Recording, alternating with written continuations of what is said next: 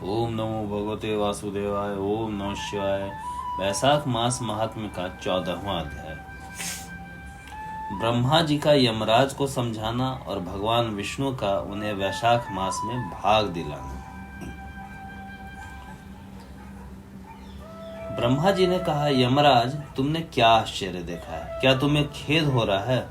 भगवान गोविंद को एक बार भी प्रणाम कर लिया जाए तो वह 100 अश्वमेघ यज्ञों के अवभृत स्नान के समान होता है। यज्ञ करने वाला तो पुनः इस संसार में जन्म लेता है, परंतु भगवान को किया हुआ प्रणाम पुनर्जन्म का हेतु नहीं बनता, मुक्ति की प्राप्ति करा देता है। जिसकी जिह्वा के अग्र भाग पर हरि ये 2 अक्षर विद्यमान हैं, उसको कुरुक्षेत्र तीर्थ के सेवन अथवा सरस्वती नदी के जल में स्नान करने से क्या लेना है? जो मृत्यु काल में भगवान विष्णु का स्मरण करता है, वह अभक्ष्य भक्षण आदि से प्राप्त हुई पाप राशि का परित्याग करके भगवान विष्णु के सायुज्य को पाता है, क्योंकि भगवान विष्णु को अपना स्मरण बहुत ही प्रिय है। यमराज, इसी प्रकार वैशाख मास भी विष्णु जी को अत्यंत प्रिय है, जिसके धर्म को श्रवण करने मात्र से मनुष्य सब पापों से मुक्त हो जाता है। उसके अनुष्ठान में तत्पर रहने वाले मनुष्य यदि मुक्ति को प्राप्त होते हैं तो उसके लिए क्या कहना है। वैशाख मास में भगवान पुरुषोत्तम के नाम और यश का गान किया जाता है, जिससे भगवान प्रसन्न होते हैं। पुरुषोत्तम श्रीहरि संपूर्ण जगत के स्वामी और हमारे जनक हैं। यह राजा कीर्तिमान वैशाख मास में उन्हीं भगवान के प्रिय धर्मों का अनुष्ठान करता है, जिससे प्रसन्नचित हो विष्णु जी सदा उसकी सहायता में स्थित रहते हैं। भगवान वासुदेव के भक्तों का कभी अमंगल नहीं होता। उन्हें जन्म मृत्यु जरा व्याधि का भय नहीं होता। कार्य में नियुक्त किया हुआ पुरुष यदि अपनी पूरी शक्ति लगाकर स्वामी के कार्य साधन की चेष्टा करता है तो उतने से ही वह कृतार्थ हो जाता है। यदि शक्ति के बाहर का कार्य उपस्थित हो जाए तो स्वामी को उसकी सूचना दे दे। उतना कर देने से वह उऋण हो जाता है और सुख का भागी होता है। जिसने उस प्रयोजन को स्वामी से निवेदित कर दिया, उसके ऊपर न तो कोई ऋण है न पातक ही है। अपने कर्तव्य पालन के लिए पूरा यत्न कर लेने पर प्राणी का कोई अपराध नहीं रहता। यह कार्य तुम्हारे लिए असंभव है, अतः इसके विषय में तुम्हें शोक नहीं करना चाहिए। ब्रह्मा जी के ऐसा कहने पर यमराज ने दीन वाणी में कहा, तात, मैंने आपकी चरणों की सेवा से सब कुछ पा लिया है। तब ब्रह्मा जी ने पुनः समझाते हुए कहा, धर्मराज, राजा कीर्तिमान विष्णु धर्म के पालन में तत्पर है। चलो हम लोग भगवान विष्णु के समीप चले और उन्हें सब बातें बताकर उनके कथानुसार कार्य करें। वे ही इस जगत के कर्ता, धर्म के रक्षक और नियामक हैं। इस प्रकार यमराज को आश्वासन देकर ब्रह्मा जी उनके साथ क्षीर सागर के तट पर गए। वहां उन्होंने सच्चिदानंद स्वरूप गुणातीत परमेश्वर विष्णु जी का स्तवन किया। ब्रह्मा जी की स्तुति से संतुष्ट होकर भगवान विष्णु वहां प्रकट हुए। यमराज और ब्रह्मा जी ने तुरंत ही उनके चरणों में मस्तक झुकाया। तब विष्णु जी ने कहा कि तुम लोग यहाँ क्यों आए हो?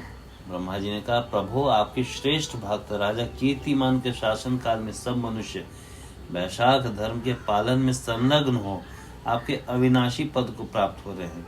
इससे यमपुरी सूनी हो गई है। उनके ऐसा कहने पर विष्णु भगवान हंसते हुए बोले, मैं लक्ष्मी को त्याग दूंगा। अपने प्राण, शरीर, शिवत्स, कौस्तुभ मणि, वैजयंती माला, श्वेत द्वीप, वैकुंठ, क्षीर सागर, शेषनाग तथा गरुड़ जी को भी छोड़ दूंगा, परंतु अपने भक्त का त्याग नहीं कर सकूंगा।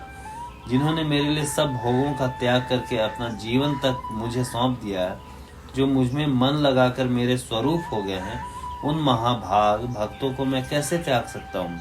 राजा कीर्तिमान को इस पृथ्वी पर मैंने 10,000 वर्षों की आयु दी है। उसमें से 8,000 वर्ष तो बीत गए। शेष आयु और बीत जाने पर उसे मेरा सायुज्य प्राप्त होगा। उसके बाद पृथ्वी पर बेन नामक दुष्टात्मा राजा होगा, जो संपूर्ण वेदोक्त महाधर्मों का लोप कर देगा। उस समय वैशाख मास के धर्म भी छिन्न भिन्न हो जाएंगे। बेन अपने ही पाप से भस्म हो जाएगा। तत्पश्चात मैं पृथु होकर पुनः सब धर्मों का प्रचार करूंगा। उस समय लोगों में वैशाख मास धर्म को भी प्रसिद्ध करूंगा। सहस्त्रों मनुष्य में कोई ऐसा होता है जो मुझ में अपने मन प्राण अर्पित करके मुझे अपना सर्वस्व समर्पित कर दे और मेरा भक्त बन जाए। जो ऐसा होता है वही मेरे धर्मों का प्रचार करता है। लोक में जो कोई भी वैशाख मास का व्रत करेंगे वे तुम्हें भाग दिलाने वाले होंगे। हे ब्रह्मा जी, इस वैशाख मास में मैं वैशाख धर्म में तत्पर रहने वाले महात्मा पुरुषों तथा राजा के द्वारा समय अनुसार तुम्हारे लिए भी भाग दिलवाऊंगा। उनके वैशाख मास में बताए हुए महाधर्म के पालन में तुम कभी विघ्न न उपस्थित करना। यमराज इस प्रकार आश्वासन देकर भगवान विष्णु वहीं अंतर्धान हो गए। ये ब्रह्मा जी भी अपने सेवकों के साथ सत्यलोक को चले गए। उसके बाद यमराज भी अपनी पूरी पधारे। वैशाख मास की पूर्णिमा को पहले धर्मराज के उद्देश्य से जल से भरा हुआ घड़ा, दही और अन्न देना चाहिए। उसके बाद पितरों, गुरुओं और भगवान विष्णु के उद्देश्य से शीतल जल, दही, अन्न, पान और दक्षिणा फलों के साथ कांसी के पात्र में रखकर ब्राह्मणों को देना चाहिए। भगवान विष्णु की महिमा देखें, उन्होंने वैशाख मास के भाग में ब्रह्मा जी और यमराज, विशेषकर यमराज को भी भाग दिलाया। उस धर्मवक्ता ब्राह्मण को अपने धन से पूजित करना चाहिए। राजा कीर्तिमान ने सब कुछ उसी प्रकार किया। उन्होंने पृथ्वी पर मनोवांछित भोग भोगकर शेष आयु पूर्ण होने के पश्चात पुत्र पौत्र आदि के साथ श्री विष्णु धाम को प्रस्थान किया। मिथिलापति ने कहा, महामते, दुरात्मा राजा बेन प्रथम मनवंतर में हुआ था और ये राजा इक्ष्वाकु कुलभूषण कीर्तिमान वैवस्थ मनवंतर के व्यक्ति हैं। यह बात पहले मैंने आपके मुख से सुन रखी है, परंतु इस समय आपने और ही बात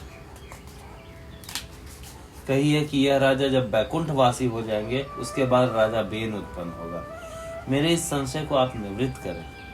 शुद्धदेव जी ने कहा, राजन, पुराणों में जो विषमता प्रतीत होती है वह युग भेद और कल्प भेद की व्यवस्था के अनुसार है। किसी कल्प में ऐसा हुआ होगा कि पहले राजा कीर्तिमान और पीछे बेन हुआ होगा, इसलिए कहीं कथा में समय की विपरीतता देखकर उसके अप्रामाणिक होने की आशंका नहीं करनी चाहिए। इस प्रकार वैशाख मास का 14वां अध्याय समाप्त हुआ। ओम नमो भगवते वासुदेवाय। ओम नमः शिवाय। ओम देवाय नमः। ओम